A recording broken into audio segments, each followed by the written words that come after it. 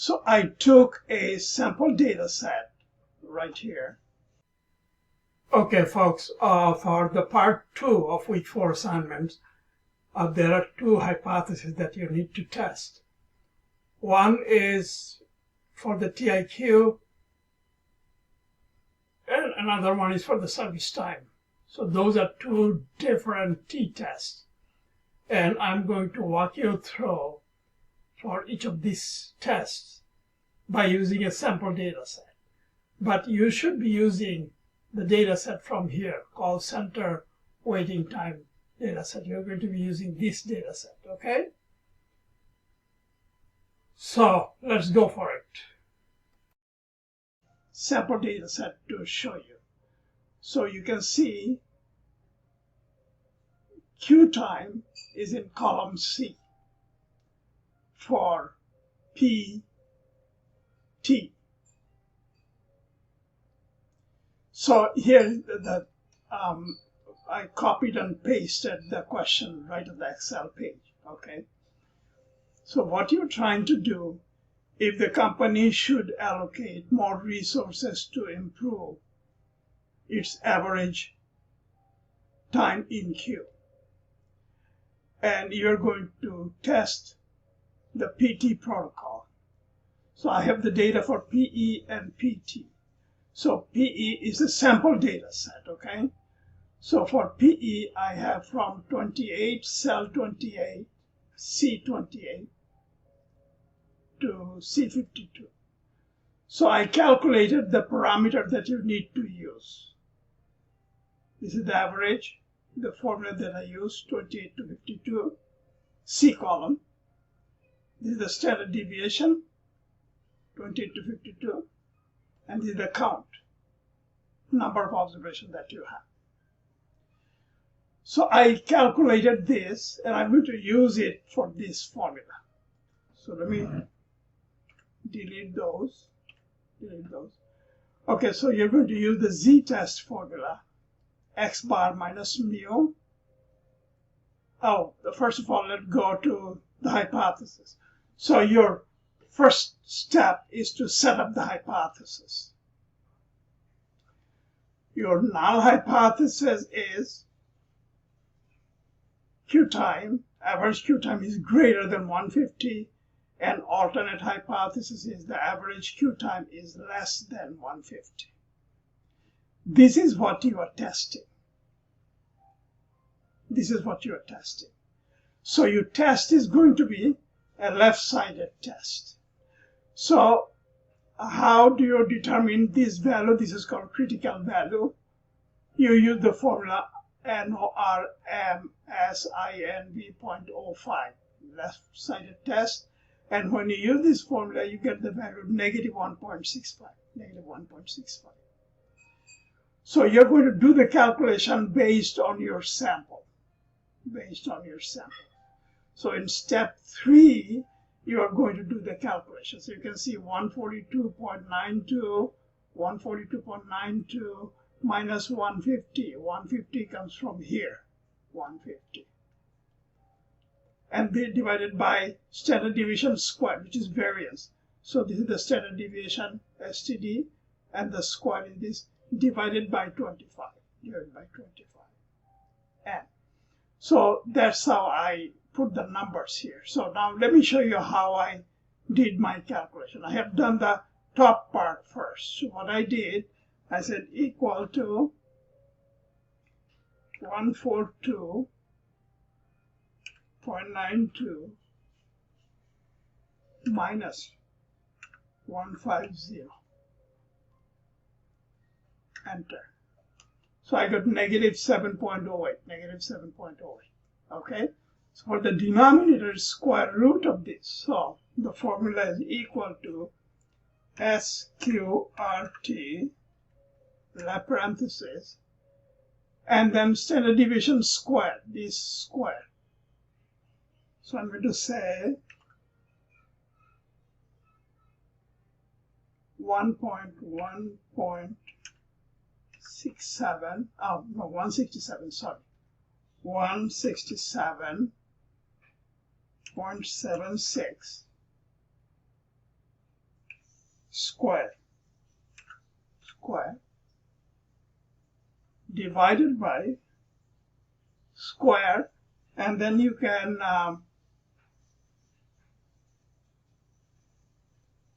slash square divided by 25.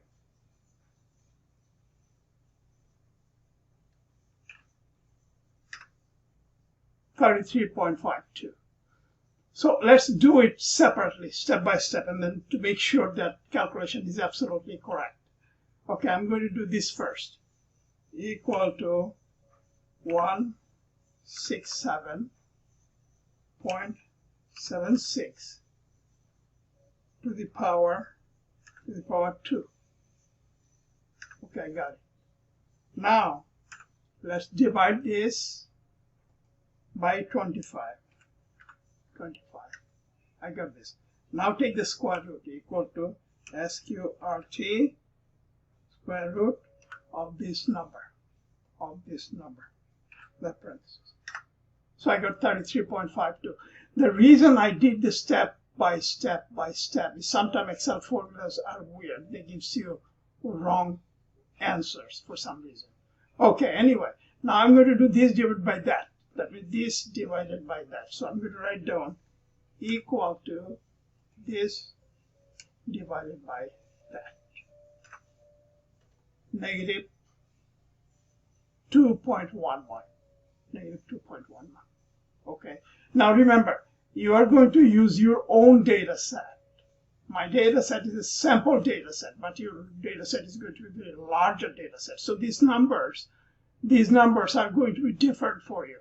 And this number is also likely to be different for you. So this is what I get. Okay, now, what decision should I make? One important point you need to make is that is it on this side or on that side? Many students make a mistake. They say point -21 is on this side. It is not on this side. It is on this side. It is on this side. -21 is closer to 0 than -1.65. So when you observe your value on this side, you fail to reject the null hypothesis. In this case, calculated value is greater than this. So your conclusion is you fail to reject the null hypothesis. So when you fail to reject the null hypothesis, what does it mean? You fail to reject this. That means you accepted the average Q time is larger than 150. There is another place that the student makes mistake. So you need to be careful. When you fail to reject this, you are accepting the fact that perhaps your time in queue is longer. So now you're going to make the recommendation for the company accordingly.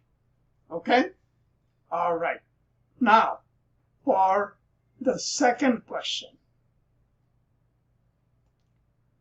For the second question,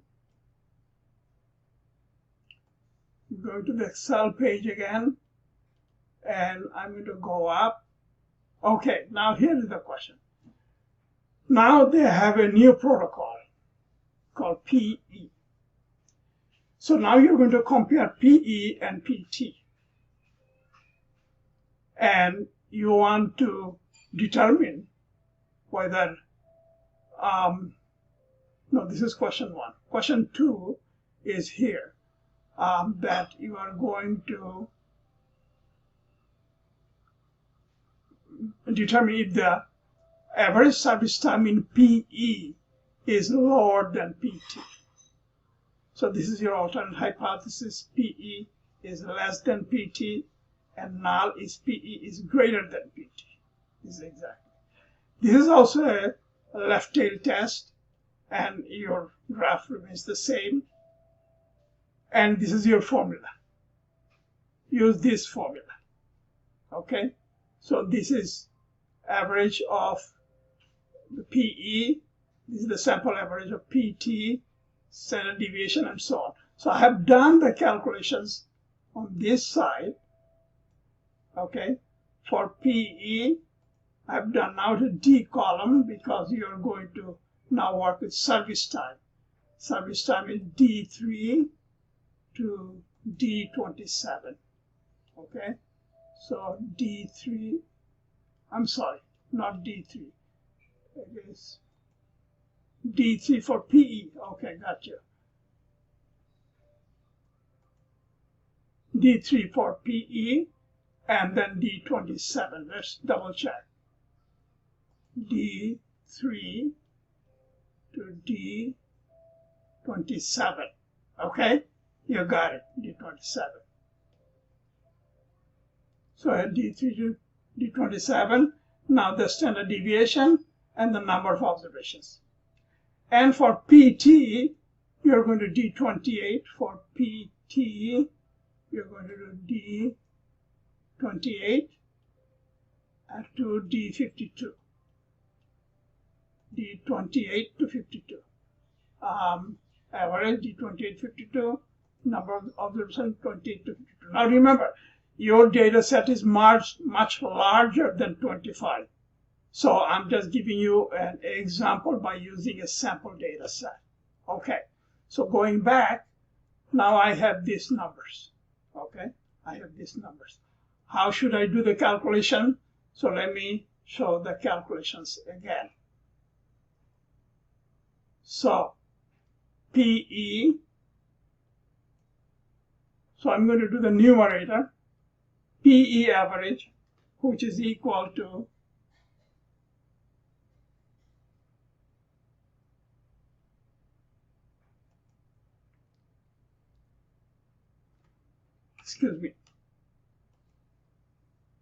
D28, D3, okay. So PE average is in my calculation 90.88 minus PT average is 272.96 equal to this. Now let me show you the data set that I have done the calculation. Look, PE average is 90.88, PT is 272.96 for my sample. It's a weird number, but your sample will have definitely different numbers. Okay, so the difference is negative 182. Okay, and here is the formula. You can see 90.88 minus 272.96, 272.96. Okay, good. Now I'm going to look at the denominator, this plus this, S1 squared over S2 squared, and then I will take the square root. So the first is S1 squared equal to, let's say, S1 squared is 184 squared. So left parenthesis, 184.76 2 divided by 25. If I do it separately, I will come up with the same answer. Let me just show you this just for the demonstration to make sure that we are getting the right answer. Okay, equal to 184.76 squared. Now this is equal to this divided by 25. If you want to do step by step, you can see 1365.49, same number. Okay. All right, now going back here, I'm going to add with this. Add this plus, I'm going to say 250.65 squared divided by 25.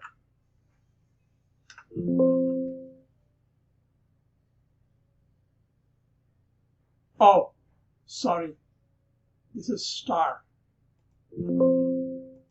Okay, I'm going to make the correction.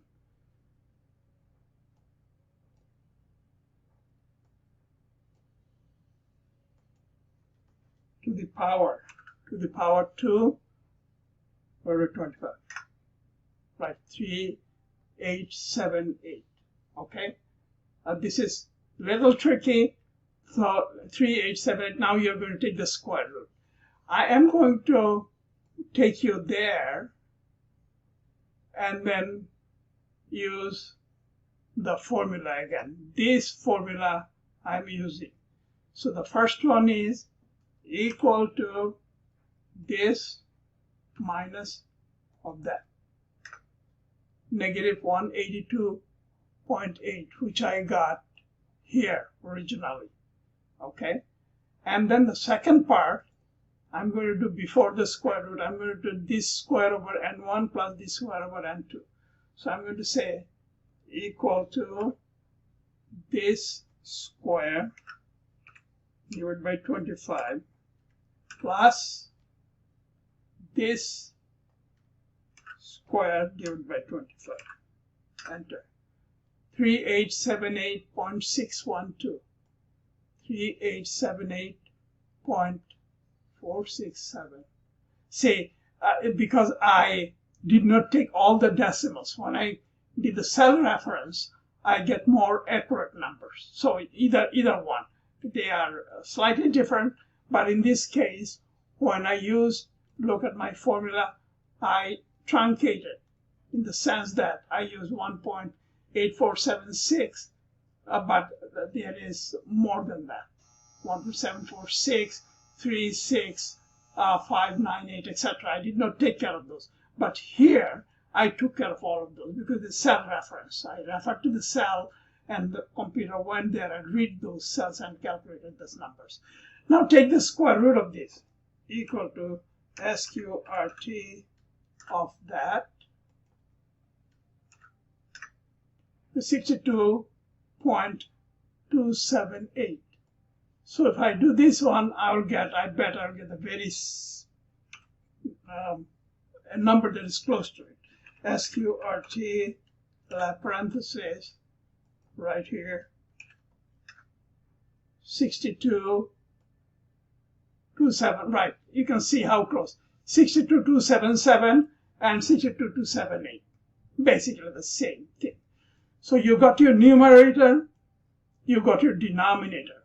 Now z is going to be equal to,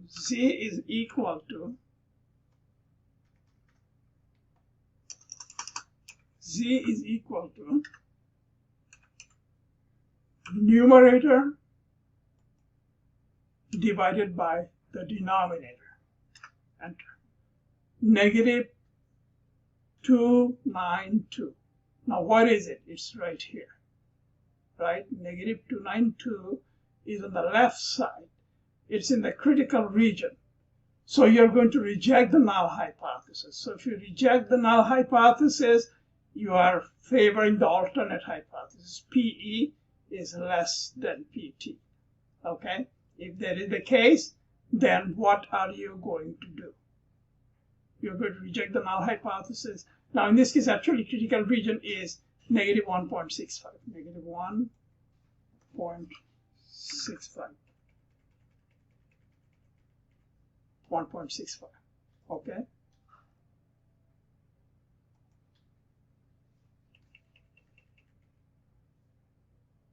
Okay, you're going to reject the null if the calculated value is less than 1.65, and it is less than 1.65.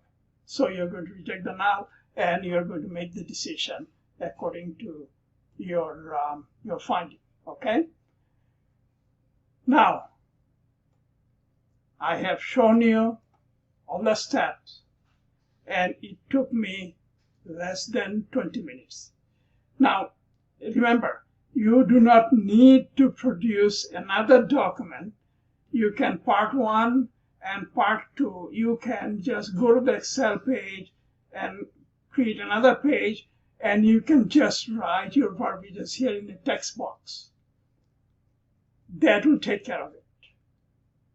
Okay, in a text box, you can use the text box. You can use this, insert, and then what is the text box? Insert, and here, text box. and then you go to the Excel page. You're going to just create the text box, and you can just cut and paste, or you can type in here, or you can type your short report in Word and cut and paste here. In that case, everything is together, and it is much easier for you. Okay, so part 1 is here, part 2 is here. You are done. When you submit, just submit 1 page, and you are done with it. Okay, please let me know if you have any questions. Okay, I hope you find it helpful. Thank you very much. Bye.